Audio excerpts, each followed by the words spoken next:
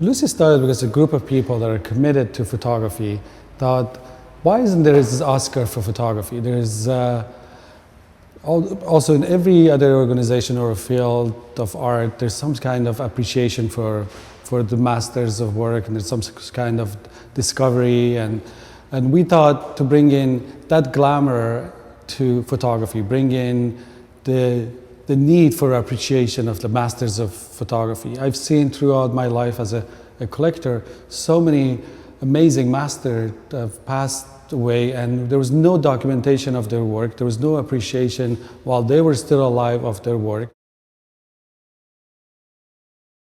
Why don't we take the same format as the Oscars and the same format as any of the major award ceremonies for the film industry, and create something for photography industry that I felt was badly needed.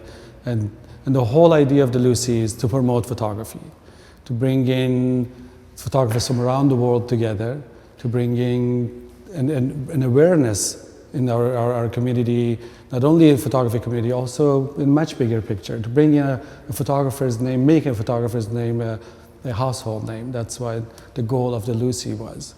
And hopefully soon will be live broadcast, so we can achieve that goal of people understanding the masters behind those images. When you see an image and it's been a life-changing image for you, you have no idea who created that image. And that was the goal of the Lucie, to bring that master into the front of that picture, so you can see the personality behind that image that hopefully have changed your life somehow, good or bad, but it's made an impact in your life. That's the idea of the Lucie. 3 parts to it. The honorees that are selected by our committee members, and those are it's not based on a year, it's based on their lifetime accomplishments of these photographers. And then we have photography of years and discovery of the year that are actually a competition. So basically, for people this year from 62 countries have submitted their work, and we have a group of 30 judges that actually go through these works and pick the best of each category. And then we also have one winner that is actually overall photographer of the year, and we choose an amateur photographer that becomes discovery of the year.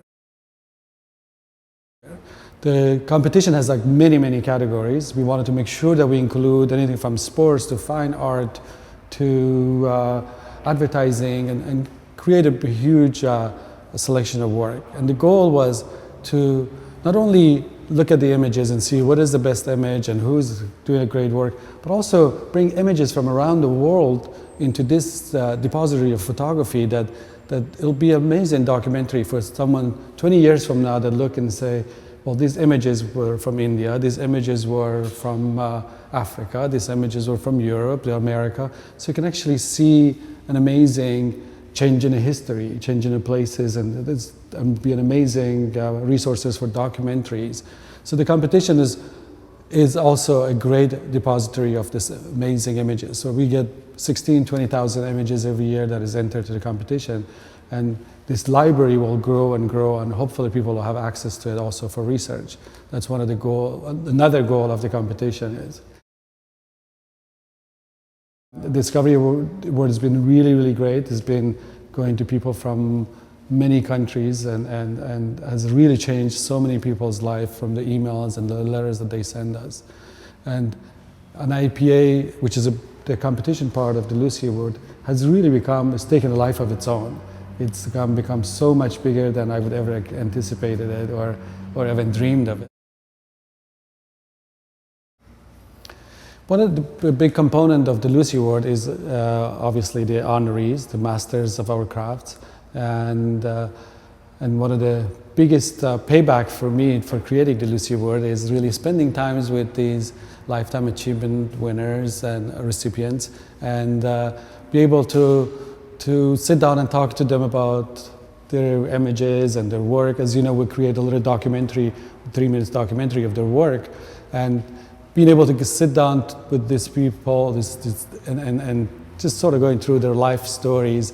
And I think one of the highlights of my life was spending a day with Gordon Park, which was my all-time hero, not only photographer, an amazing musician, an amazing filmmaker.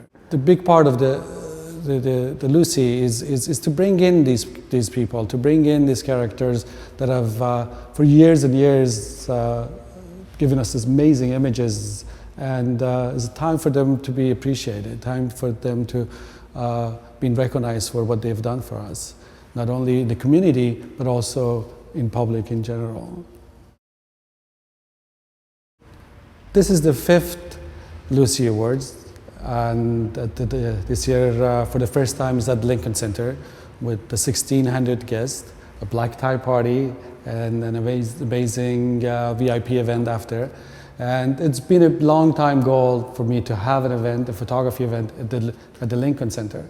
I think with us being at Lincoln Center with 1,600 fans coming to visit and watch these masters work and appreciate the work of these amazing photographers, I think we can say the Lucie Award has arrived.